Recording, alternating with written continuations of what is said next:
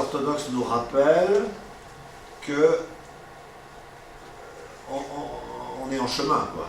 Vous voyez, hein, et qu'on n'est pas au ciel, paradoxalement, en jouant l'écart. Oui. Est-ce qu'elle apporte, donc le deuxième axe, c'est la pastorale, ouvrir la porte aux adaptations, Oui. et c'est pas ça qui posait souvent problème dans l'Église? Précédemment, tu veux dire? Si je précise, par exemple, je sais que lorsqu'il y a eu des liturgies, justement, puisque tu es allé à Kinshasa, des liturgies adaptées à l'écriture, ça posait problème à l'époque. Hein. Ah oui, oui, non, c'est sûr, parce que surtout qu'on a eu une centralisation romaine, mais assez récente, hein, depuis le XVIIe siècle jusqu'au XIXe siècle. Vous savez qu'en France, je prends l'exemple, en France, on a eu une liturgie unifiée romaine pendant même pas 100 ans. Parce que jusqu'en 1850, chaque diocèse avait sa liturgie propre. Hein, donc je dis ça, la diversité liturgique, on a eu du mal à mais on a tout centralisé pour un tas de raisons, etc. Alors bon, voilà. La question des adaptations, Vatican II a vraiment poussé au Congo, il y a le rite zaïrois, par exemple. Oui, c'est ça. Le pape a donné son accord pour qu'on ait un rite mexicain, du sud du Mexique, etc., dans le rite romain. Après, je vais y revenir, après, nos livres liturgiques, nos livres liturgiques ont des possibilités d'adaptation. Je prends l'exemple du rituel de l'initiation chrétienne des adultes, qui est pour le baptême, la confirmation et l'Eucharistie des adultes, qui est le plus Vatican II des rituels, parce que les autres, c'est des adaptations rituelles on les a réformées, c'est normal. Le baptême, ça existait, etc. L'Eucharistie, le baptême, ça existait avant la réforme. Mais là, c'est une recréation. Il a, par exemple, pour les exorcismes, je prends un exemple, il y a 32 formules d'exorcisme, c'est beaucoup. Eh bien, très peu de prêtres, pour le premier, finalement, profitent de cette diversité. Parce qu'on est habitué à avoir des liturgies monolithiques. Alors, la grande adaptation de Vatican II, c'est les 4 prières eucharistiques. Exactement. Hein, c'est quand même une adaptation. On a vécu 15 siècles dans le monde latin, pas en Orient, mais avec une seule prière eucharistique. La première. Ouais. Avec le canon romain. Ouais. Ouais. Hein, donc là, il y a une adaptation. Donc, c'est-à-dire qu'il y a une possibilité d'adaptation, mais je vais y revenir. Alors, les possibilités, mais aussi peut-être qu'il y a des critères pour une adaptation féconde. Oui. Bon, mais bon, pour plus tard. Oui, alors les prières eucharistiques, il y a des critères. Ouais. Je prends cet exemple-là, il y a des critères dans la présentation générale du missel romain, il y a des critères. Alors le problème, c'est qu'en France, c'est souvent idéologique. Il y a des prêtres qui ne disent, alors on ne va pas trop par les temps qui courent, on tire tellement sur le clergé, je vais défendre la corporation. Mais un prêtre qui n'utiliserait jamais la prière eucharistique 1, ou un prêtre qui utiliserait toujours la prière eucharistique 1, comme ça existe. Hein. C'est aussi stupide l'un que l'autre. Vous voyez, parce que par exemple, quand on a des fêtes de l'église de Rome, il faut prendre la prière eucharistique 1, pour la Saint-Pierre et Saint-Paul, c'est la prière de romaine. Il faut... Oui, là où il y a tous les saints. Oui, il y a tous les saints. C'est très bien ça, en faire Agathe, Lucie, Clément, Cyprien, Jean, Chrysostome, non pas Paul et Il y a aussi la longueur qui compte. Bon, allez. Alors, où en est-on donc de ces ressources? Donc vous voyez, j'ai parlé des 3 ressources et j'essaye maintenant de voir où on en est. Alors attention, hein. Favoriser la participation active, alors je vais aller peut-être un tout petit peu plus vite. Vous me dites, hein, j'ai combien de temps Ça, c'est pas moi qui. Il faut demander à Marie-Juliette et à Catherine. Non, attends, je regarde parce que. Ah non, c'est la dernière slide, ça va. Après, on engagera l'échange. Oui, favoriser vous voyez les 3 éléments. Favoriser, et c'est là où j'ai parlé des adaptations, ce que tu disais. Favoriser la participation active. Un des risques, alors il ne faut pas voir que les risques, mais c'est des techniques. Hein, c'est en rester à des techniques, c'est que tout le monde monte au micro, si j'ose dire. La participation active, c'est quelque chose de très profond, c'est-à-dire c'est l'exercice du sacerdoce baptismal de tous. Hein? Vous savez, il y a un seul prêtre, c'est le Christ. Et nous sommes tous prêtres, mais de manière analogique, par participation au sacerdoce du Christ. Ça, c'est des éléments fondamentaux. Et certains sont ordonnés, comme je le disais, dans la tradition, pour permettre l'exercice du sacerdoce baptismal de tous et signifier la présence du Christ prêtre. C'est des éléments importants parce que... Et alors, je donne un exemple. Pardon, on va dire quand même. Comment? C'est une formule alambiquée, ça. Sacerdoce baptismal du Christ. Qu'est-ce que ça veut dire? Non, c'est pas ce qu'il a dit. Sacerdoce baptismal. Non, j'ai dit le seul prêtre, c'est le Christ. Hein? Et si nous sommes tous prêtres par notre sacerdoce baptismal, c'est par participation à l'unique sacerdoce du Christ. Qu'est-ce que ça veut dire, sacerdoce baptismal? Sacerdoce baptismal, c'est parce que le jour du baptême, tu es prêtre, Prêtre, prophète et roi. Et c'est parce que vous avez reçu l'onction, un sacerdoce, comme les prêtres, on a reçu l'onction. Vous savez que dans l'ancien rite, les prêtres, on dit les mains sont ointes, on les oignait avec de l'huile des catéchumènes. Un prêtre n'est pas oint, paradoxalement. C'est le baptisé qui est oint, le Saint-Crème. Donc, comme... oui, mais... Et donc, voilà, c'est des choses... Bon, c'est un peu fondamental, mais il faut le redire. Après, alors, justement, l'articulation de ce sacerdoce baptismal et du mystère sacerdotal. Alors, j'ai mis un point quand même très concret, hein, parce qu'il faut quand même atterrir dans le concret. La réforme liturgique a réformé, elle est passée de l'offertoire à la présentation des dons. Les tradis, alors vous allez dire que je suis obsédé par les tradis, mais nous critiquent en disant que ce rite est très, très faible. Mais ce rite de la présentation des dons exige pratiquement, c'est pas une obligation, mais pour être compréhensible, qu'il y ait une procession des offrandes. Et ça, eh bien, je ne sais pas, alors je ne peux pas demander, je ne sais pas si ça se fait ici, mais très souvent ça ne se fait pas. Le pire, c'est si vous avez le pain et le vin sur le bord de l'autel et vous l'amenez au milieu. La procession, elle est de 30 cm. Comment voulez-vous dire que c'est... La procession pour la quête. Hein? La procession pour la quête. Vous voyez la quête. Mais vous savez d'où vient la quête? À la quête, au départ, alors ça fait rêver les liturgistes, mais quand même c'est intéressant. Au départ, dans l'Antiquité, tout n'était pas parfait, ça se saurait. Mais on amenait du pain, du vin, du fromage, des olives, etc.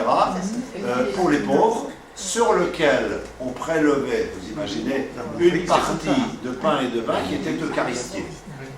Vous voyez le lien entre la... Alors évidemment, quand l'économie est devenue monétaire, on a amené et maintenant on a la carte bleue. Mais, alors, vous voyez, le côté symbolique.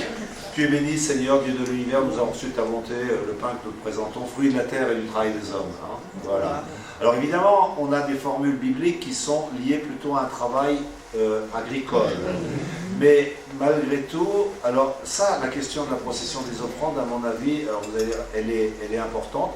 Il est vrai que nos amis africains ou antillais savent faire. Et nous, on ne sait pas faire. Ils savent faire. À Kinshasa. Ah oui, ça danse. À Kinshasa, en plus, avec plein de ministres, j'étais surpris, j'étais dans une paroisse plutôt populaire, et il y avait le prêtre et le chef. Hein. Mais moi j'ai présidé, il y a le trône, hein, c'est le chef du village. Mais j'avais 30 ministres avec moi sur le... Oh là là. Les Bakambi, comme on Hommes, dit. femmes, Les Bakambi. Alors il y en a une, elle me dit, ah mais moi, vous savez, mon père, je suis quêteuse. Elle avait l'habit de quêteuse, mais c'est un vrai ministère. Ah oui. Ah oui. Et c'est-à-dire que ça vous donne un rapport très différent. Les chantres sont en habit. Et ces ministres sont dans la procession au début. Et donc vous avez vraiment une partie de la... Là, pour le coup, c'est-à-dire que c'est l'Assemblée qui... On voit bien qu'il y a une participation ministérielle. J'étais très impressionné. Et pas que la procession des offrandes. Alors, ouvrir la porte aux adaptations. Ouvrir la porte, on pourra, mais je ne peux pas. Ouvrir la porte aux adaptations. Alors j'ai dit, il y a quand même des possibilités internes au missel romain. C'est le missel romain. Très important. Par exemple, alors j'ai mis les prières eucharistiques, on en a parlé. Les oraisons pour circonstances particulières. Avant-hier. Avant. Je sais pas, oui. La table n'est pas solide. Ouais, tu peux t'asseoir là, oui. Mais les oraisons pour circonstances particulières. Quand avant-hier, c'est un exemple typique, il paraît, ou c'est hier, on devait prier pour... C'est pas interdit de prier pour la paix, mais je sais pas, j'ai pas très bien compris. Je concélébrais dans la paroisse où je rends un service, à Saint-Louis-en-l'Île, et on nous a dit, c'est un jour où on nous a demandé de prier. Alors je sais pas si c'est le diocèse de Paris, bref, on prie pour la paix. Pas ici. On fait pas ici, non. Non. Il y avait une prière universelle, insupportable, tellement elle était alambiquée. Mais ça, c'est pas très grave. Ça arrive. Mais le prêtre, qui est un ami, c'est un prêtre et tout, je n'ai même pas dit, mais je l'aurais dit parce que. Mais pourquoi ne pas prendre les oraisons pour les prières pour la paix? Et ça existe, hein? Ça existe. Vous voyez, une liturgie hors sol, c'est pas la peine d'inventer des choses parfois. Moi, je me souviens, alors j'habitais aux missions étrangères de Paris à l'époque, et c'était au moment où il y avait eu les attentats. Vous savez, Paris brûlait, vous imaginez, la société française était secouée à cette époque-là. Eh bien, je peux vous assurer, j'ai pris les oraisons pour trouble le grave. Je les ai un tout petit peu adaptées. J'ai pris le risque, hein, parce que, bon, le risque, la liberté. Mais ça vous donne. Parce que les gens n'étaient pas bien, je veux dire, quand la société, quand ça fusille partout, eh bien, ça donne à la liturgie un ancrage. Alors là, c'est la prise en compte du rêve. Alors il n'y a pas que les drames. Hein. Mais donc, il y a vraiment des possibilités. Et puis, bien sûr, la prière universelle. La prière universelle, alors on ne peut pas... La prière universelle, elle est faite pour ça. Elle est faite pour... elle est faite aussi pour intégrer les événements de la communauté, etc., et les événements du pays. Alors, c'est un art très difficile, vous le savez, que celui de la prière universelle. Mais par exemple, je ne sais pas, moi, mais ça se fait maintenant, parce qu'il ne faut pas critiquer les autres. Par exemple, je vois, on prie pour les catéchumènes pendant le carême, beaucoup plus qu'avant. Beaucoup plus. Mais c'est évident que s'il y a alors, quand il y a un scrutin, ça ne pose pas de problème parce que la prière est changée. Mais s'il y a une entrée en catéchuménat, comment voulez-vous que pendant la prière universelle, il faut évidemment prier pour celui qui entre en catéchuménat. Donc, je prends cet exemple-là, mais qui est quand même... et puis, la prière universelle, alors vous savez, c'est trop facile de dire les écueils. Il ne faut pas que ce soit le bureau des pleurs, hein, tous les drames, parce que c'est vrai qu'il y a des drames dans la planète. Mais il y a aussi ça. Il y a aussi ça. Hein, je veux dire, donc la prière universelle est un lieu qui n'est pas le lieu où on est là pour régler ses comptes avec... ça arrive hein, dans les bonnes paroisses et tout, mais un lieu où la réalité de la vie du monde peut être présente. Très difficile quand vous avez des élections. Oh là là. Alors vous priez pourquoi? Alors pour le bien commun, ça n'en se mouille pas. Ça passe. Dieu doit s'amuser là. Je vous dis, c'est très difficile, je prends cet exemple-là. Mais c'est évident que c'est difficile, mais c'est pas toujours comme ça. Hein, et je crois que là, il y a vraiment un soin. C'est pour ça que les liturgistes, mais ça, sont très critiques vis-à-vis des prières universelles de prions en église ou de Magnificat, parce qu'elles sont faites 6 ou 8 mois avant. Donc évidemment, elles sont hors sol. Elles sont hors sol. Souvent bien, elles sont en lien avec l'écriture, mais quand même, moi, ça m'habite vraiment fortement. Très très fortement. Je me souviens, j'avais présidé une messe, dans ma région d'origine, d'une fête, d'un championnat régional de labour. Hein. Alors voilà, il y avait plein de paysans, c'était une belle fête. Hein. Le soir, ils étaient en bon état, je peux vous assurer ça. Mais donc c'était une fête joyeuse, et en même temps, c'était le moment où vous savez, tous les paysans, beaucoup se suicidaient. Hein, et la liturgie était le seul moment où on a honoré cette question. Après, on a fait la fête. Mais c'était incroyable, incroyable, dans la prière universelle, puis un peu au départ. Parce que tout le monde, on n'en parle pas, mais tout le monde avait quelqu'un de ses proches qui était concerné. Et donc, ils étaient, c'est pas super contents, mais c'est le seul lieu qui prend en charge cette réalité. Alors, il y en a d'autres, hein, il faut... donc ça, il faut faire très attention. Hein, faire très attention. Et puis, la question ministérielle, j'en ai parlé avec Kinshasa, c'est-à-dire, là aussi... Alors, non, la question ministérielle, mais je donne que des pistes. Hein, le diacre a un rôle important, en principe. Le diacre devrait être celui qui dit la prière universelle. Oui. Alors en France, ça ne s'est pas fait, vous savez pourquoi? Mais parce que au moment du concile, après le concile, les évêques de France ont été parmi les premiers à avoir ouvert la porte au diaconat permanent, et puis ils ont en même temps mis en place la prière universelle. Et la prière universelle a été faite par des laïcs. Et les diacres, il a fallu les former. Donc les premiers diacres sont arrivés 5 ans après. Et alors, on n'a pas voulu, parce qu'on s'avait dit, il y avait un avantage acquis, si les diacres reprennent la prière universelle aux laïcs, ils vont protester. Donc c'est une question, vous voyez, c'est un peu... C'est ça, hein, c'est pas autre chose. Ceci dit, vous voyez, le ministère du diacre, qui est un des ministères aussi un peu des périphéries, etc., a une vraie affinité avec la prière universelle. Alors, on va avoir aussi... Là, on ne l'a pas encore, vous savez, le pape François a ouvert la possibilité d'avoir des lecteurs et acolytes femmes, c'est-à-dire instituer des lecteurs et des acolytes.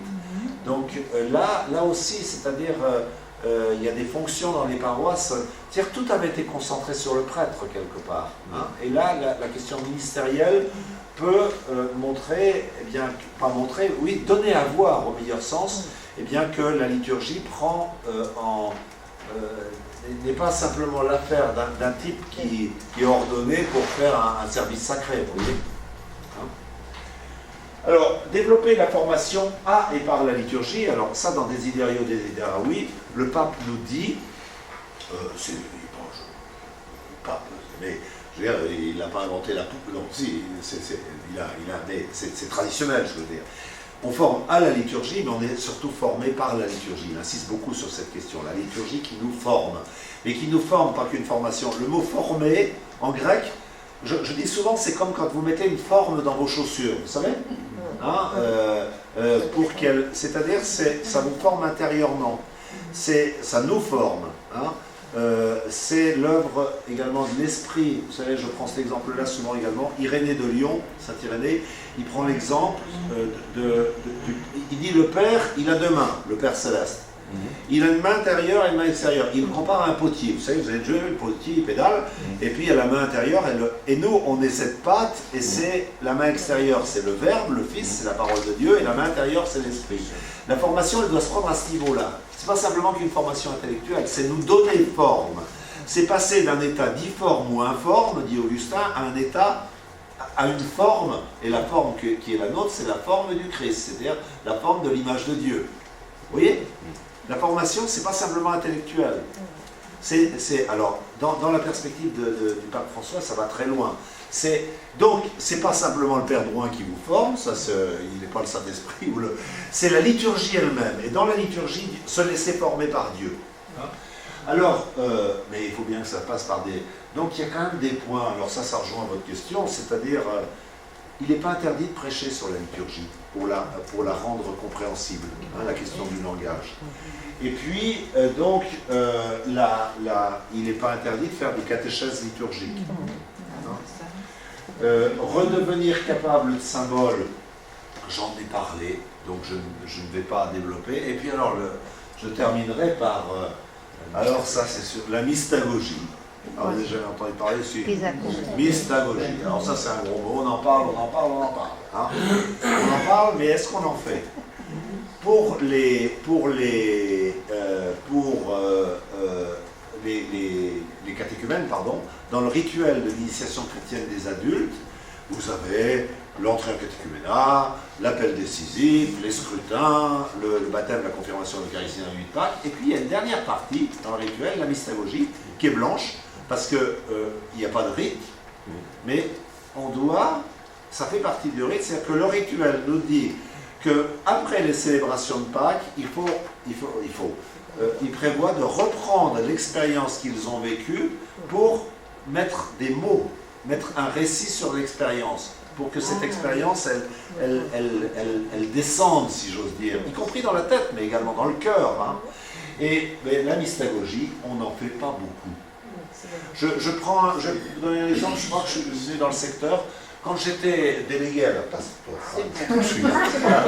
pastorale liturgique et sacramentelle du diocèse, je faisais plein de petites formations sur la messe. Bon, je crois que les gens étaient plus ou moins contents, mais j'avais l'impression que ça ne changeait rien.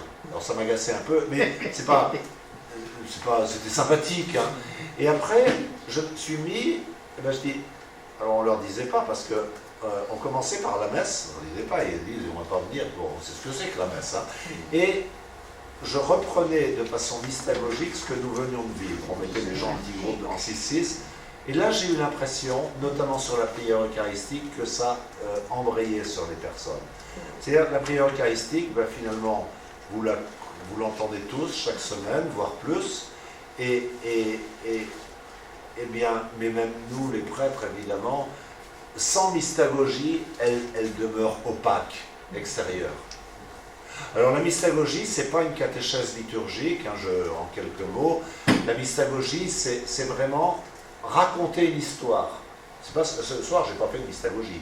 C'est à partir d'un rite, hein, de la messe, par exemple, je prends l'exemple de la messe, mais les pères de l'Église le faisaient, eh bien, c'est raconter, mettre en récit ce que nous avons vécu, mettre des mots sur le mystère.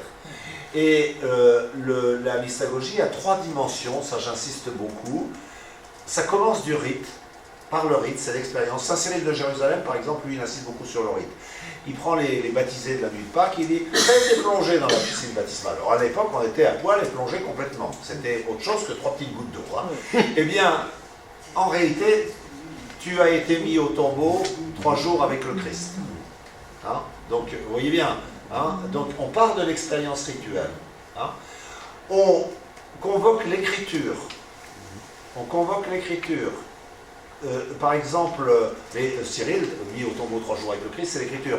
Mais Augustin convoque énormément l'écriture. C'est-à-dire que si vous ne convoquez pas le rite, eh bien, le rite, il nous donne de faire une expérience physique. Hein, quand vous êtes à poil et que vous plongez dans un baptistère, mais vous voyez bien, j'ai parlé hier à un baptisé qui avait été baptisé dans la nuit de Pâques par immersion, mais c'est pas uniquement parce que c'est l'immersion, mais il m'a dit que c'est un type qui faisait du théâtre en plus. La plus belle, l'expérience la plus marquante de sa vie. Très, très impressionnant. Donc vous voyez bien, mais il y a aussi toute cette dimension physique. L'écriture, si on ne convoque pas l'écriture, eh bien, un rite qui ne convoque pas l'écriture, c'est de la magie. Si je fais ça, pouf, pouf, pouf, pouf, c'est de la magie. Si je dis que le Seigneur nous bénisse le Père, le Fils, le Saint-Esprit, c'est ce qu'on appelle un sacramental. Parce qu'on injecte de l'écriture. Donc la mystagogie, eh bien, elle convoque l'écriture, et puis la mystagogie, et c'est en lien avec ce qui nous rassemble ce soir, elle embraye toujours sur la vie chrétienne, la vie morale. Cyril de Jérusalem, il dit, tu as été plongé, hein, tu as été mis avec le Christ au tombeau, donc il dit que c'est la plongée avec il cite la lettre aux Romains, hein, nous tous qui avons été baptisés, c'est dans la mort du Christ que nous avons été baptisés, Romains 6, et puis il dit, ben maintenant, hein, comporte-toi comme un homme nouveau, un homme rené, hein, donc change de vie, quoi. Il est vigoureux. Alors Jean Chrysostome, lui, il insiste beaucoup plus sur la morale, il engueule les gens. Mais chacun a envoyé sa manière de faire. Et ça, la mystagogie, et je le dis pour nous les pasteurs, mais on ne sait pas réserve de pasteurs, mais je crois qu'on devrait, non, on doit faire de la mystagogie. Sinon, la liturgie, elle n'embrayera pas sur notre réel. Vous voyez, sur notre vie. Elle restera, ou alors ça sera des rites magiques, alors ça c'est pas du tout ça, hein. Le prêtre, mais c'est pas ça, hein, surtout pas dans le diocèse, mais le prêtre quel type est incroyable, il fait 2-3 formules magiques, etc., mais c'est pas ça, c'est pas ça.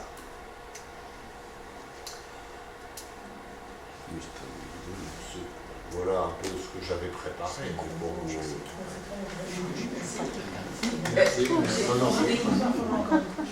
Des questions. Ouvrir la porte aux adaptations, est-ce que ça ne peut pas aller jusqu'à laisser la porte ouverte à de créativité, d'innovation? Par exemple, oui. Par exemple. Par exemple, réécrire les prières eucharistiques, par exemple, trouver des gestes qui associent davantage les tutelles, réexprimer les choses avec nos mots, pas n'importe lesquels, je suis d'accord, hein, pas le langage du bistrot du coin, Mais pourquoi les adaptations, c'est uniquement des choses qui sont déjà écrites? Alors c'est vrai que dans la tradition, c'est assez la tradition catholique pour le coup, les adaptations sont surtout des adaptations écrites. Je dis ça parce que j'ai découvert ça, un ami protestant, on fait des cours à 3 voix à l'ISL, à l'Institut de liturgie.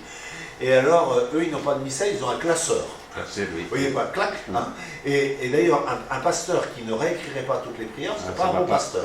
Alors nous, un prêtre qui maintenant réécrit les prières, c'est un mauvais prêtre. Non, je le dis parce qu'il faut sourire dans ces affaires-là. Donc il y a des traditions différentes. Alors, oui, évidemment qu'on peut trouver le risque. Alors, vous allez dire que je vois le risque.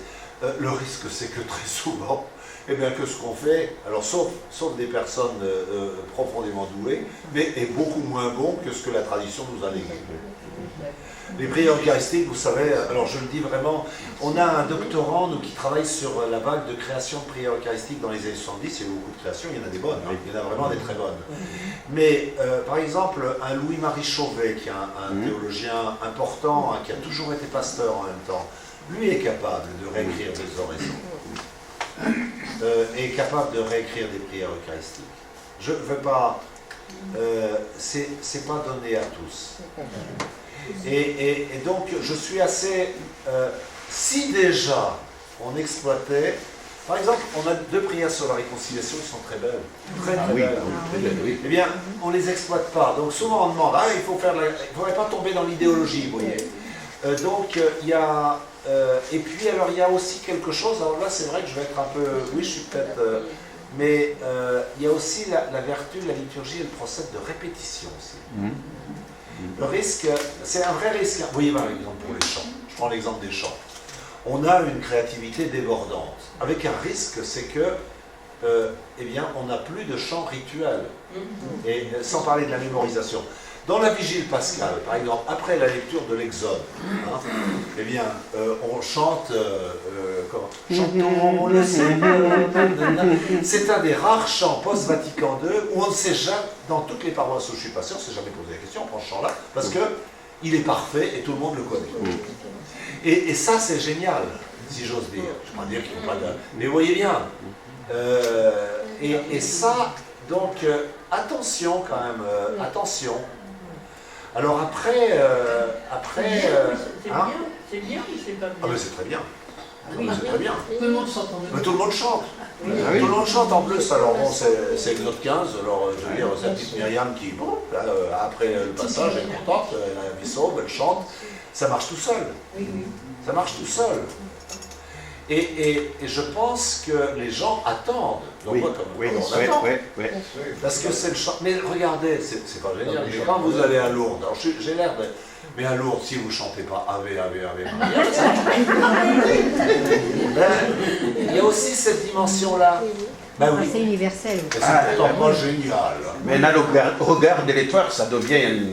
Regarde l'étoile, c'est du Saint-Bernard. Ah oui, exactement. C'est du Saint-Bernard. Alors c'est marrant, c'est du Saint-Bernard remasterisé de façon très... c'est renouvelé. Très Emmanuel. Très Emmanuel. Ouais. Mais le texte est admirable. Ah bon, Le absolument. texte est admirable. Moi, on l'a chanté la semaine dernière à la prison. Si tu es effrayé par l'horreur de tes crimes. Oui, c'est ça. Il n'y a qu'un chant rituel qui peut permettre de dire ça, parce que jamais j'aurais dit ça dans la tout à fait. c'est pas possible. Oui, c'est incarné. Oui. Oui, par rapport aux prières eucharistiques, j'avais aussi envie de répondre à Sylvie. À la Mission de France et dans ces groupes-là, dans les années 70, on en a beaucoup écrit. Oui. Et en les reprenant 10 ou 15 ans Après. et ben, il n'y en avait pas beaucoup qui passaient là. Mais oui. Ils apparaissaient a posteriori relativement idéologiques, Oui. en fait assez pauvres. Alors, il y en a quelques-unes, hein, Il y en a mais quelques-unes. en fait, on ne se rend pas compte à quel point les prières qu'on a actuellement sont quand même pétries.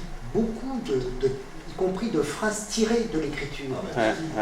Et à l'inverse, en contrepoint, je trouve qu'un certain nombre de nos chants contemporains sont d'une C'est pas terrible non plus, hein. au plan théologique. Ah, mais parce tout à que fait. C'est pas inspiré par l'écriture. Moi, je Alors qu'il y a eu remercie des parce gens, que, il y a vous 10 savez, ou 20 ans qui l'ont. ce qu'on a gardé de la tradition, c'est le meilleur. On a, je crois, 7000 oraisons et puis je ne sais pas combien d'hymnes.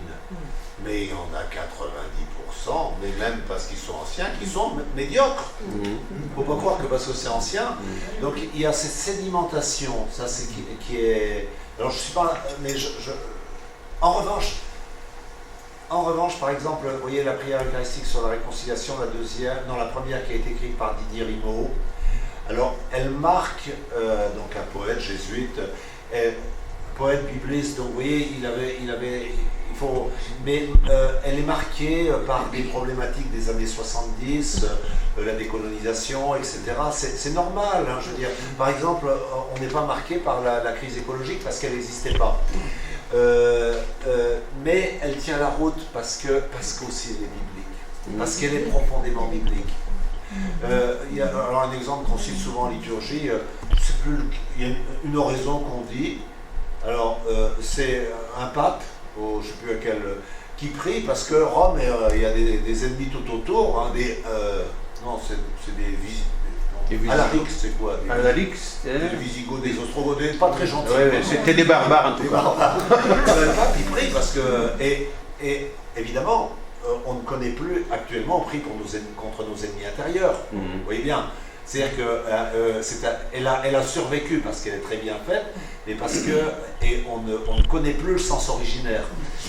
Donc, oui. Et puis alors, l'autre point, parce que je ne veux pas ne pas honorer la question, c'est aussi, il y a des structures de prière liturgique, c'est-à-dire, il y a aussi des lieux de, comment dire, alors, on peut adapter, notamment ce que vous dites sur les gestes, on parlait des gestes baptismaux, etc.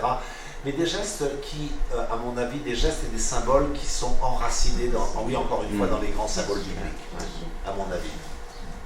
Parce que la liturgie, c'est vraiment de la parole de Dieu qui prend corps. Moi, j'insiste de plus en plus sur la Bible. Peut-être. Par exemple, quand on voit le credo, surtout Nicée-Constantinople, et quand on regarde le Gloria, tout est biblique. Le Gloria plus encore que le Credo. Ah, oui. Le Credo, c'est plutôt dogmatique, hein, mais il y a de la Bible. Hein. Il y a de la Bible. Lumière et de la lumière, voilà. C'est biblique. Nous, on ne le dit pas souvent celui-là. Non. Le grand Il est Credo. magnifique, mais on ne le dit pas souvent. Le symbole des apôtres est au moins aussi biblique. Hein. Oui, tout à fait.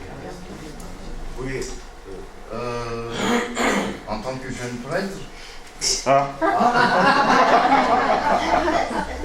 par exemple, moi, quand je prépare mon homélie, surtout quand on tombe sur une solennité, quelque chose comme ça, comment savoir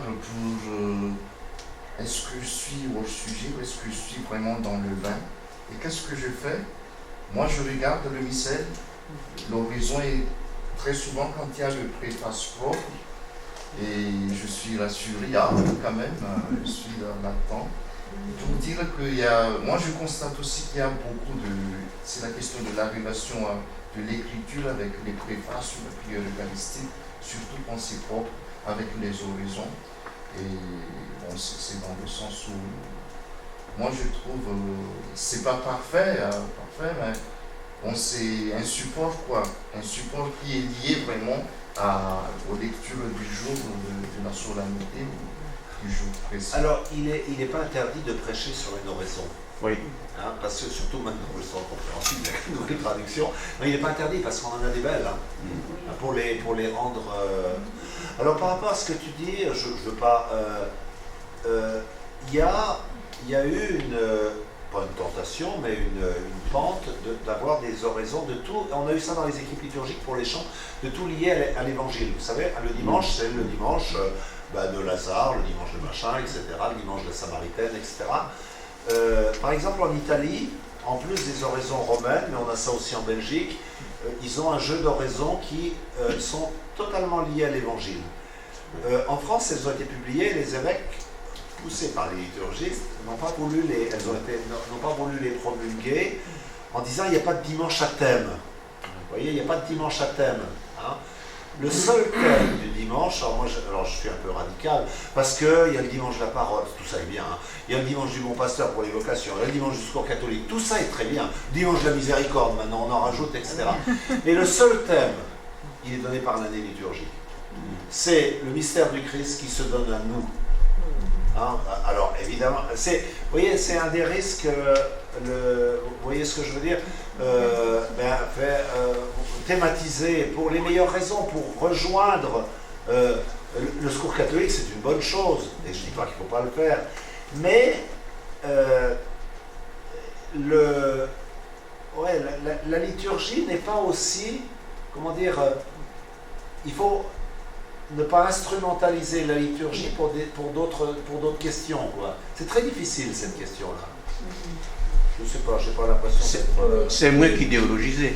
Idéologiser, c'est un peu plus dur. Alors, c'est très bien qu'une fois qu'on ait le CCFD, qu'on ait le secours catholique, et en même temps, durant l'Avent, le thème, c'est celui qui est déjà venu, il va revenir. Et il va revenir dans notre vie propre. Alors après, il faut l'incarner. Hein. Après, il faut l'incarner notamment dans l'homélie. Alors ça, la question de l'homélie, question très difficile. Parce que l'homélie est un lieu majeur de prise en charge des réalités du monde.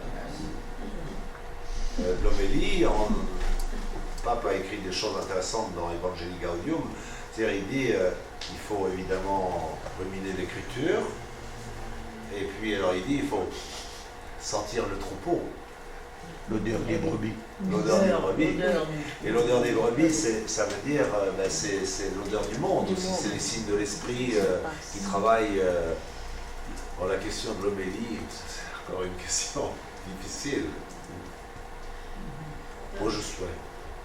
Autre question, vous qui faites de la recherche, enseignant-chercheur, est-ce qu'il y a des recherches sur le rite de communion Je trouve que nos processions de communion, notre manière de distribuer la communion, les uns derrière les autres, à la queue de l'autre, je trouve que ça donne tellement peu l'image d'un repas partagé, l'image d'une communion entre frères, etc. Est-ce qu'il y a des recherches là-dessus pour trouver d'autres... En Belgique, il y a un laboratoire, je ne sais plus le nom du prêtre, un prêtre très libéral, mais il fait des choses intéressantes, un laboratoire de recherche sur des pratiques liturgiques qui correspond un peu à vos questions. Nous, on ne le fait pas, hein, je parle à Paris, on ne fait pas ce type de recherche parce que voilà. Moi, je travaille beaucoup. Alors, vous savez, la procession de communion, c'est pas, on vient. Dans la tradition, c'est une des trois grandes processions. C'est-à-dire, on s'avance vers le Christ qui nous précède. Alors après, sa mise en œuvre, mais c'est une procession. Elle n'est pas d'abord fonctionnelle. Une procession, c'est pas fonctionnel, hein, ça ne sert à rien, une procession. La procession d'entrée, on revient, c'est dans la tradition historique, c'était le Christ qui entrait, etc. Donc, il faudrait l'accompagner, non pas d'un chant de méditation, hein, comme on n'a plus que des chants de louange et de méditation, mais c'est un processionnal de communion. Hein. Devenez ce que vous recevez, pas mal pour ce plan-là. Hein. Alors, ça, c'est un point. Je vais dire, vous voyez, plutôt, c'est travailler la procession. Comme la procession des offrandes, il y a trois grandes processions dans la liturgie.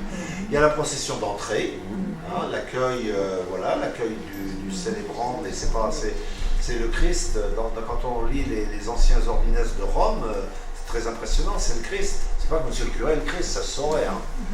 Mais voilà, c'est notre job d'être signe. Hein. On fait ce qu'on peut. Après, il y a la procession d'offertoire. Hein, on ne sait plus processionner. Et la procession de communion. Et c'est le corps qui processionne. Hein. Et puis alors là, par rapport à ce que vous dites, alors là c'est une question, moi je travaille beaucoup, alors là en recherche, je travaille beaucoup sur l'espace liturgique. Je travaille et je travaille aussi sur des lieux très concrets, puisqu'à Notre-Dame, j'ai pris des coups, hein, je peux vous assurer sur ces questions-là. Hein. Parce que c'est des sujets, mais c'est comme ça, c'est la liturgie dangereuse, hein, parce que comme ça touche au corps, vous voyez bien, c'est le lieu qui devrait créer la communion, c'est bien, c'est le lieu des divisions. Hein, c'est toujours été, alors faut pas. Mais je pense que nos espaces liturgiques ne sont pas adaptés à Vatican II. Et alors là, il y a des recherches. Vous savez, pendant jusqu'au XVIIIe siècle, on n'avait pas de chaise. Je peux pas dire. Un ami prêtre qui est dans une commission diocésaine d'art sacré, il disait quand un curé arrive dans une paroisse, il faut qu'il enlève toutes les chaises pour voir comment son espace fonctionne. Parce que les chaises fixent l'assemblée. Il y en a même qui prennent les places définitives. Et on a mis en place, au XVIe siècle, au moment de la Réforme, un mode de fonctionnement chez les protestants. Alors c'était pareil, comme souvent, chez les protestants, c'était la salle d'université, là comme vous êtes bien alignés, et puis il y a celui qui cause. Et donc le temple protestant, c'était une salle d'université. D'ailleurs, le pasteur, il avait la robe noire du docteur. Hein. Et chez les catholiques, on a mis en place un modèle théâtral. Moi, j'aime bien le théâtre, je suis catholique. Mais qui dit théâtral, c'est des spectateurs étrangers et muets. Alors, c'est Pidou qui dit ça. Et donc, alors il y a des systèmes d'espace liturgique. Moi, j'avais mis en place, ah ben oui, tu te souviens, Palaiso, comment on faisait pour la Vigile Pascale. Pour la Vigile Pascale. Hein. Donc, je pense que l'espace mériterait un travail. On a mis en place un système avec le baptistère au milieu, on laissait l'autel au même endroit, les gens vis-à-vis, un peu en amande autour, la parole de Dieu au fond, donc il y a la parole de Dieu, qui est longue, hein, le baptême et l'Eucharistie. Donc vous voyez l'itinéraire de la Vigile Pascale, et les ministres au départ écoutaient la parole au milieu du peuple. Notre évêque fait ça, c'est pas des magos, je trouve, quand il se met devant le pupitre. Quand il y a proclamation de l'évangile. C'est-à-dire que tout évêque qu'il est, il est sous la parole. Et ensuite, il monte, c'est son job. Donc on montait. Donc là, il y a des questions. Il y a de vraies questions. Alors moi, j'y travaille. Oui, alors là, pour le coup, j'y travaille. C'est un des objets de notre groupe de recherche avec 8 universités européennes. Je suis très content que ça va se mettre en place, là. Mais il y a des réticences. Hein. Je peux vous assurer, il y a trois lieux de culte importants construits en Île-de-France, là, dans les années qui viennent, il y a Saclay, hein. Il y en a un à Saint-Quentin-en-Yvelines. Le problème, c'est qu'il était dessiné par Roupnik. Et puis il y en a un à Marne-la-Vallée. Il y en a 2 sur 3 où on est en randonnion, qui est un système de théâtre. Alors qu'on a d'autres manières maintenant. Quand on est dans une église héritée, une vieille église, c'est difficile. Mais nous, on s'est fait un peu taper dessus à Notre-Dame. On avait prévu quelque chose. Alors à Notre-Dame, par exemple, je prends cet exemple-là par rapport à ce que vous dites, on va mettre un baptistère quand même, il y a des choses, il y a l'autel qui va rester au même endroit et le baptistère va être à l'entrée. C'est-à-dire que les fidèles vont être enchâssés, ne pas être simplement en vis-à-vis des spectateurs, mais entre les deux lieux majeurs de la liturgie. Le baptême, vous voyez, symboliquement, mais on avait... Ça veut dire que le baptême se fait à l'entrée, c'est ça? Oui, c'est ça. Ouais. Les choses se retournent alors pour assister. Les gens se retournent, oui. C'est pour la Vigile Pascale, il n'y a pas beaucoup de... c'est pendant la Vigile Pascale. Pendant la Vigile Pascale, on était allé plus loin, mais bon, Notre-Dame, vous savez, c'est un sujet tellement polémique. Le dispositif qui est relativement récent, il y en a une dans l'ouest de Paris. Le Saint-François de Molitor. Saint-François de Molitor, c'est très intéressant. Ah oui, c'est ça. Vous avez, alors moi je suis, l'architecte est un ami, on est en débat, on est en débat fraternel, vous voyez. Fin des faits, c'est qui décide? C'est l'archevêque quand il y a débat? Alors, non, en débat, non, ça c'est Lustiger qui a voulu ça. Ah, d'accord. Et Lustiger, c'était pas un tradit sur le plan liturgique, pas du tout. Hein. C'est très impressionnant. Alors vous avez, bon, j'ai pas oh, ben je peux, non. Peut-être, non, je dois l'avoir là-dedans. Vous avez à Saint-François de Molitor une assemblée en amande, un peu. Vous avez l'autel au milieu, vous avez d'un côté à l'entrée le baptistère, et puis l'autre côté l'ambon. Alors vous voyez, il faut imaginer. Et l'ambon, il donne, vous avez une grande croix de gloire sur un jardin. Parce que le risque, c'est d'une assemblée fermée sur soi. L'assemblée, elle ne se célèbre pas elle-même, elle célèbre le Christ. Hein. Donc il faut toujours qu'il y ait une dimension eschatologique, comme on dit, un au-delà. Vous voyez hein, on n'est pas fermé sur nous. Mais Saint François de Molitor, alors il y a eu 5% des paroissiens qui n'ont pas supporté, mais ça a été largement, parce qu'il y en a eu d'autres qui sont venus. C'est très intéressant. Et beaucoup de prêtres n'aimaient pas. Parce que, et tous les curés qui ont été nommés à Saint François de Molitor se sont dit, j'ai du mal à quitter ce type de lieu. Parce que le prêtre préside au milieu de son peuple. Ça, c'est magnifique. Et vous savez, alors si je commence là-dessus, on a un système comme ça quand j'étais au MEP. Il y a des éléments culturels également. Les prêtres asiatiques, les prêtres vietnamiens, pour un tas de raisons, eh bien, mais parce que aussi, je pense qu'il y a des éléments culturels, puis parce qu'on les a formés comme ça, on est assis au milieu du peuple. Moi, je trouve ça plutôt. Et puis ensuite, on monte à l'hôtel. Eh bien, ils avaient mis une chaise de jardin, il y a un grand jardin, on a vu une chaise de jardin en plastique près de l'hôtel pour être dans le sanctuaire. Ah, oui. Vous voyez? Donc c'est très profond parce que ça touche à la corporéité, mais c'est vrai que c'est des choses importantes. On peut toujours déplacer des bancs dans une église existante. Alors c'est ce qu'on faisait à Palaiseau, c'est À pas Palaiseau. facile. C'est pas facile. Mais effectivement. tous ces changements-là, est-ce que ça a été expliqué, le pourquoi Il fait... l'église, dans la bande et tout ça là. Ah ben, alors le cardinal Lustiger n'avait pas l'art il n'expliquait pas. Non. Il décidait. Chez lui, il ne faut même pas expliquer. Lui. Vous savez, alors le cardinal Lustiger, paix à son âme, mais le nouvel hôtel de Notre-Dame, son conseil épiscopal a appris qu'il y avait un nouvel hôtel dans le Figaro. Vous imaginez, vous voyez, mais ça c'était Lustiger. Mais souvent les idées étaient géniales sur ce plan-là. Hein, c'est comme ça. Alors ça c'est autre chose. Mais c'est sûr qu'il y a un travail avec. Mais moi je travaille, alors je ne suis pas sûr parce qu'il va y avoir des problèmes là-bas, mais je travaille sur une cathédrale dans l'ouest là actuellement. Ça résiste. Ah ouais. C'est-à-dire on voudrait faire en sorte que les gens, parce que vous savez, dans les cathédrales, il y a un grand chœur derrière l'autel, l'ancien chœur des chanoines. Et avec le curé, on se dit, mais les gens, ils entrent dans le chœur. Les gens, ils ne veulent pas. Ah ouais. Ils veulent pas. Ils veulent pas, c'est sacré. C'est pas pour eux. C'est pas pour eux. Ouais. Alors donc, vous voyez, ils veulent pas. Oui, mais c'est un problème. Il faudrait les forcer. Non. Hein? Bien, par exemple, Non, elle est ouverte. Créteil. Elle est ouverte. Le Créteil. Alors, vous voyez bien hein, la question de l'espace. Mais la question de l'espace, sur la question de la communauté, ça joue beaucoup. À Palaiseau, on avait eu des difficultés avant.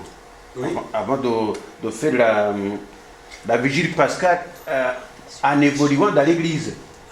Et puis il y avait le général. Ah, le général. Bon, allez. Mais oui, voilà. Quand on vit la liturgie profondément, Oui. on a envie aussi que le corps vive aussi. Ah, bien C'est-à-dire sûr. que quand on chante par exemple le Gloria, moi personnellement je chante Gloria, je lève les mains. Ouais. Bah oui. Bon. Ouais. Mais justement, je trouve qu'il y a beaucoup de personnes qui ont à ce moment-là les mains dans les poches. Oui, bon, ouais. Bon, Donc je trouve qu'il y a un manque de... C'est pas mieux. C'est plus fort. De démonstration. C'est mieux que quand j'étais jeune, que j'étais avant Vatican II, donc j'ai vu une évolution. Hein. c'est la Donc, fameuse je trouve que là, corporéité. actuellement, il y a déjà une évolution dans le domaine justement de la participation. C'est vrai. Oui. Mais il n'y a pas encore l'enthousiasme de crier vive Dieu, vive Dieu, vive Dieu. Alors là, le monde charismatique nous donne Mais des oui, belles tout à leçons. fait. Absolument. Des belles leçons. Et puis il y a des éléments culturels. Hein, pour Ouais, le coup. aussi. En Occident en particulier, par rapport à l'Afrique, on est C'est la pute. coincé. Hein. Je veux dire, alors après, il y a des éléments culturels aussi. Oui, je pense que là, il ne faut pas chicaner parce que... Alors la difficulté, c'est aussi quand on a des communautés interculturelles, bon, on se débrouille, ce qui est une belle chose. Hein. Mais vous savez, sur les postures, les postures. La tradition latine, on avait une tradition, pas militaire, mais de posture commune. Actuellement, comme on est libéraux postmodernes, tout le monde a sa posture. Alors il y en a qui sont comme ça. Oui, tout à fait. Et c'est vrai. C'est vrai, c'est très... Et puis nous, les prêtres, il faut le... Hein? Hein? Nous, les prêtres, parfois, on est déstabilisés quand on sait plus trop, hein, on sait plus trop. Parce qu'on n'est plus tellement Mais habitué. non, vous voyez, j'y arrive encore à me relever. Parce que des fois,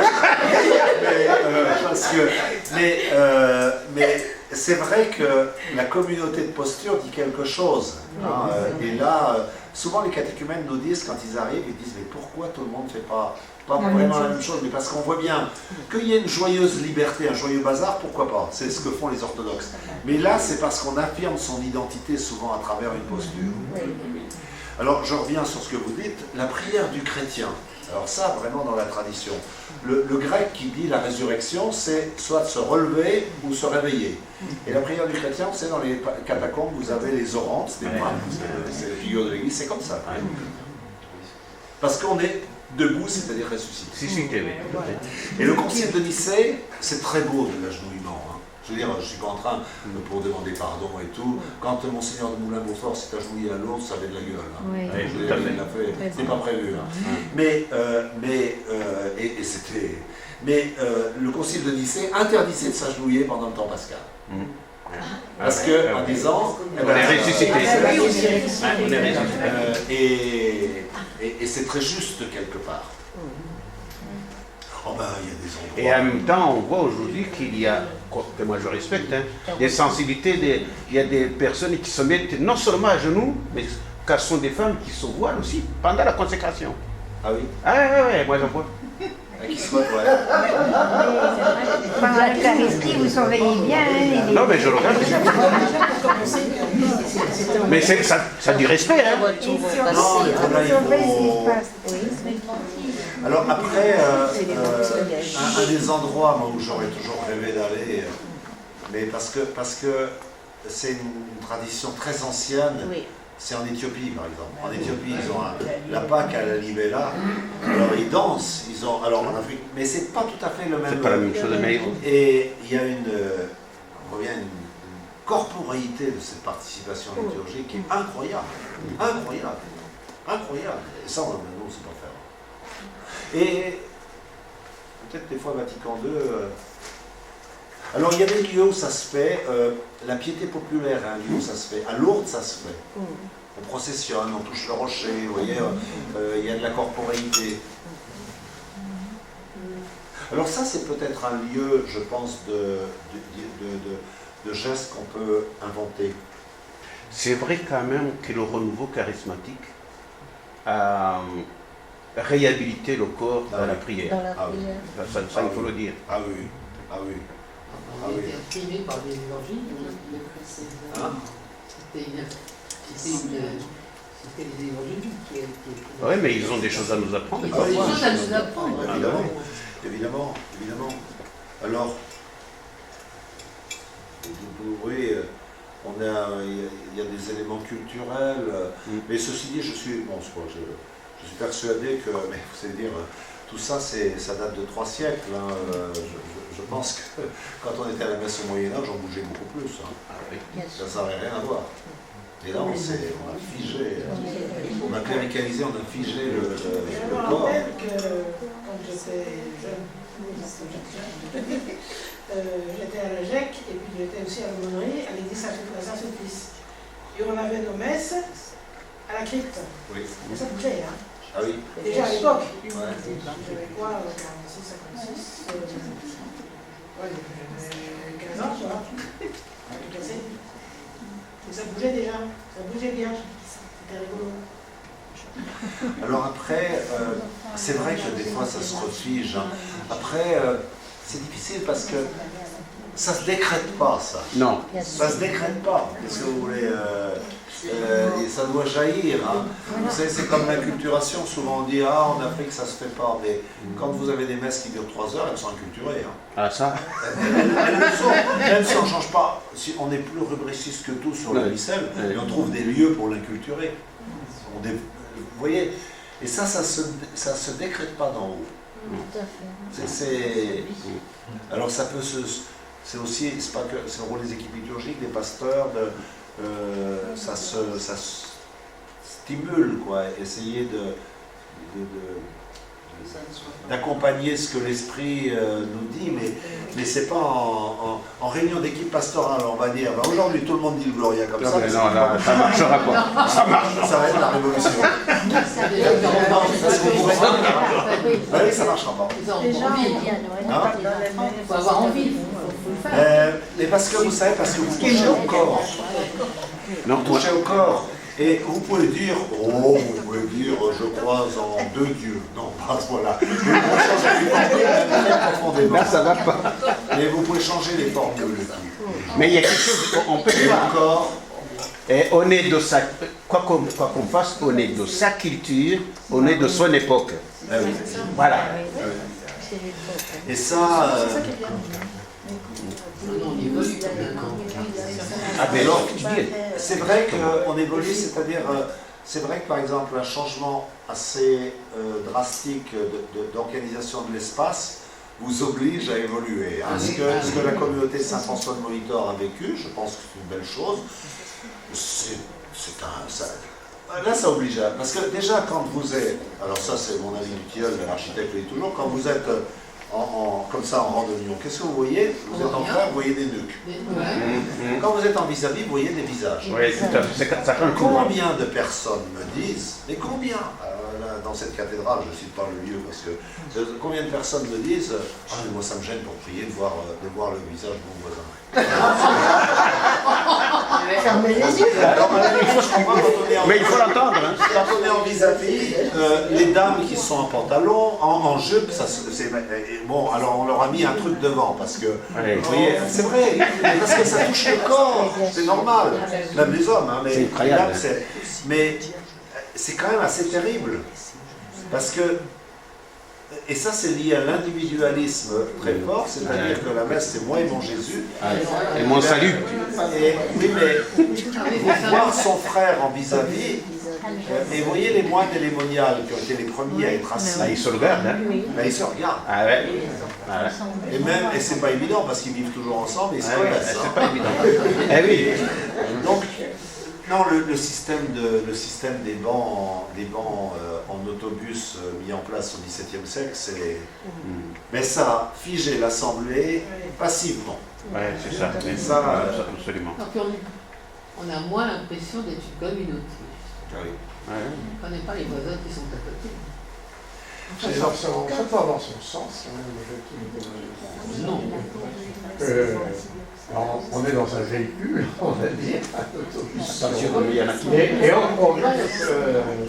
on progresse vers l'hôtel. Alors par exemple, il y avait Moi j'ai senti comme ça toujours depuis. tous orientés vers l'autel. Oui, tous orientés vers l'hôtel. Mais par exemple, dans les églises antiques en Gaule, parce que nous sommes en Gaule ici, eh bien, maintenant, les églises étaient sur une forme basilicale, c'est assez allongé, hein, comme nos églises, comme l'église Saint-Nièvre. Mais donc l'autel était à l'entrée de l'abside, hein, comme actuellement, mais on prêchait au milieu de la nef, hein, et les gens étaient autour, c'est pas simplement pour une question de micro, hein, les gens étaient autour à Arles, on a retrouvé ça, Saint-Césaire prêchait au milieu de son peuple, il montait à l'autel, et les gens au moins se tournaient ou l'accompagnaient. C'est-à-dire que l'assemblée bougeait. Elle montait à l'autel. Parce que c'est vrai ce que vous dites. On va vers... On est en chemin. Mais c'est quand même autre chose que d'être comme ça. Attention, je dis, oui, mais l'expérience physique n'est pas la même. Alors, il ne faut pas faire d'archéologie, on n'est plus au temps de Saint-Césaire. Mais n'empêche. Prêcher au milieu de son peuple. Ah bah ouais. Certains peuvent se souvenir quand le père Michel Franjon est arrivé, la première chose qu'il a fait avec les apôtres, c'est de lui demander de mettre les bancs justement en biais de façon à ce que les gens puissent se voir beaucoup plus. Il ne supportait pas d'avoir justement des bancs comme ça, bien qu'il nous a fait déménager des bancs. C'est pas très pratique parce que c'est des gros bancs qui pèsent lourd et tout, mais c'est vrai que c'était plus sympa. Mais je pense qu'à Saint-Jean-Apôtre, on pourrait organiser l'espace, je sais pas, parce qu'elle est... Il y a de l'espace. Comme c'est une boîte, comme c'est une boîte, on peut... Il n'y a pas de pilier, vous voyez, une boîte, c'est pas négatif, mais... Bon, ben, la liberté... Prochaine vigile de Pascal. Oui, par exemple. Vous n'êtes pas obligé d'attendre la vigile Pascal. Oh là là. Je vais pas mettre le bas hasard. Il faut que ça se fasse. Je suis révolutionnaire, moi, qu'est-ce que je vais faire? C'est pas ma faute. Ça peut se réorganiser demain. Quand je pense à quelque chose, c'est 80 millions. Mais en même temps, les gestes sont Et ça se fait bien le jeudi saint. Des questions. Vas-y, Vas-y, c'est toi. Oui, le jeudi. Oui, on le fait parfois. Non, mais Je suis interrogatif et je ne sais pas bien comment aider à faire bouger les choses sur le fait que quand il y a un cœur qui est clairement séparé ou autre, pour aller faire la lecture, pour en repartir et autres, on vient, on s'incline, souvent à la va-vite. Ouais. Et comment donner un sens qui soit spirituel, mais alors que on est, enfin je trouve, et avec, qu'est-ce qu'on salue? Voilà, le tabernacle, la parole, l'autel. L'autel. Alors ça c'est très clair. Moi, ça c'est des formations. Une dame, alors elle est à côté de l'autel. Elle salue le tabernacle et après elle salue le tabernacle. Je crois que je vais lui dire parce que... Non, l'autel. Et l'autel est le centre de la célébration. Parce que l'autel c'est le Christ. Parce que, alors l'autel... L'autel, non, je veux vraiment dans le... Il y a une raison de Pâques là qui le dit. Oui. L'autel c'est le Christ. La préface, dire, alors là, l'autel c'est le roc. Hein, symboliquement, on sait bien que l'autel c'est pas le Christ. Mais c'est le Christ. Vous ne pouvez pas dire que l'embeau c'est le Christ. Parce que, alors là, le Concile nous dit que le Christ se rend présent quand la parole de Dieu est proclamée. Ouais. C'est l'acte de proclamation, on n'adore pas le bouquin. Hein, c'est l'acte de proclamation qui rend le Christ présent. Donc vous voyez, c'est des nuances très importantes. Alors la grosse question, c'est le tabernacle. Ah, voilà. Parce qu'avant, c'était au Concile de Trente, c'est intéressant, on avait rassemblé l'autel et le tabernacle, donc ça, on n'avait pas de problème. Mais le centre de la célébration, c'est l'autel. C'est parce que c'est à la fois la table du repas et la pierre du sacrifice. On a perdu ça. Les orthodoxes vont prier devant l'autel. Il n'y a pas de tabernacle. Oui, mais même avant le début de la liturgie de la prière eucharistique. Oui. Ah oui. Ah non, c'est pas fonctionnel, mais même en dehors de la messe. Ouais, alors ça, moi j'aime. Eh bien, regardez les moines, en dehors de la messe, quand vous entrez dans une église, vous inclinez devant l'autel. Ah oui, toujours. Oui, alors, la symbolique de l'autel, il faudrait liser. C'est pas du tout, mais lisez la prière de dédicace de l'autel, qui nous dit, c'est pas un lieu sacré au sens, c'est pas ça la question. On est dans le symbole au sens fort, c'est-à-dire le symbole, ça dit la vérité des choses. Ça a été consacré. Et donc, c'est ce qui donne la structure à l'Église. Vous voyez? Donc c'est le point, quand on dit c'est le centre, ça veut pas dire qu'il doit être au centre, mais c'est le centre spirituel ou symbolique. Mais comme tu dis, c'est lors de la consécration de l'Église que ça se... Ah oui, la consécration de l'Église le dit très nettement. Vous savez, l'autel, on loin. Alors attention, on loin comme un baptisé. Donc ça dit, alors ça ne veut pas dire un baptisé est plus important qu'un autel, si j'ose dire. Mais vous voyez, on est dans l'ordre symbolique. Alors là, on est dans l'ordre symbolique. Oui, mais là, la lumière rouge qu'on a à côté du tabernacle, c'est aussi fort. Eh bien, alors le tabernacle, le Concile nous dit, le tabernacle c'est un vrai problème. Donc, le Concile nous dit, il y a deux endroits, le Concile, pas la PGE, mais il y a deux endroits pour mettre le tabernacle, soit dans le sanctuaire, on nous demande que ce soit un endroit digne, ou dans une chapelle à part. À côté. Il y a trois fonctions du tabernacle. Alors, je vais être là un peu didactique. Il y a trois fonctions. Il y a la fonction de réserve eucharistique, c'est la fonction historique, c'est des hosties pour les malades. Hein. On a vécu 16 siècles sans tabernacle. Hein.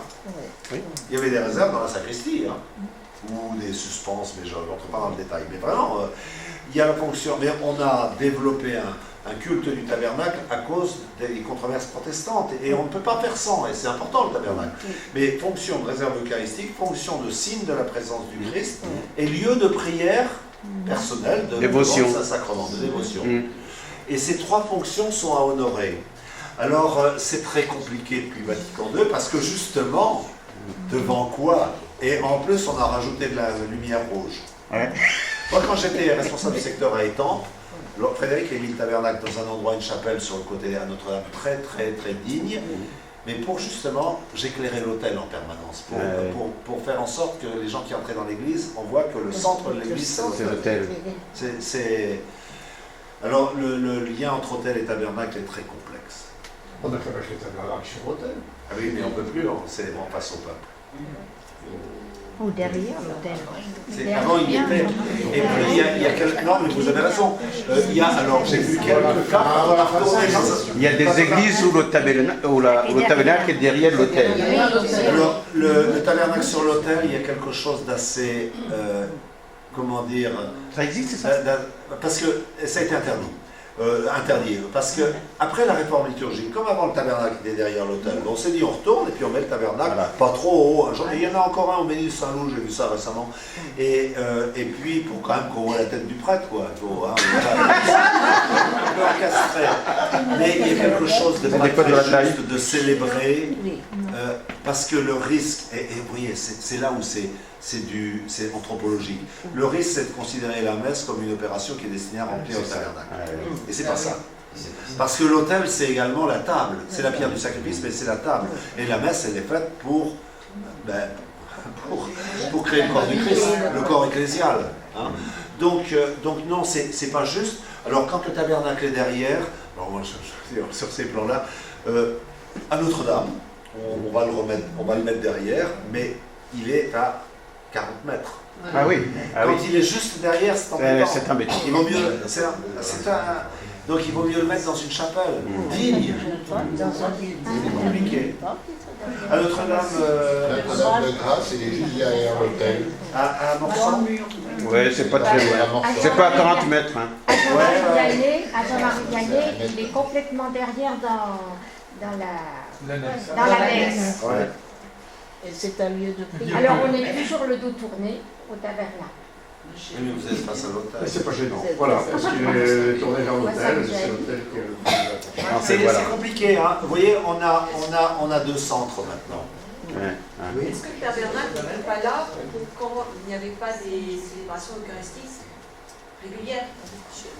Parce que là, par la célébration eucharistique, on devient tous corps du Christ. Donc, finalement, c'est mon frère qui est à côté de moi qui est aussi important que le tabernacle.